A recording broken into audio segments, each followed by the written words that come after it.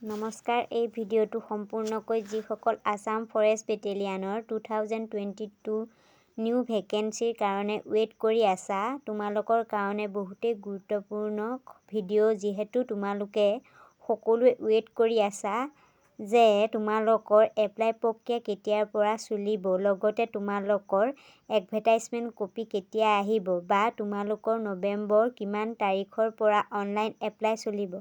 কথাখিনি জানিবৰ কাৰণে ভিডিঅ'টো স্কিপ নকৰিবা, আৰু যিসকলে মোৰ চেনেলটো প্ৰথমবাৰৰ কাৰণে চাইছা, ছাবস্ক্ৰাইব কৰি ল'বা আৰু বেল আইকনটো প্ৰেছ কৰি ল'বা। তেন্তে ব'লা দেৰি নকৰি ভিডিঅ'টো আৰম্ভ কৰোঁ।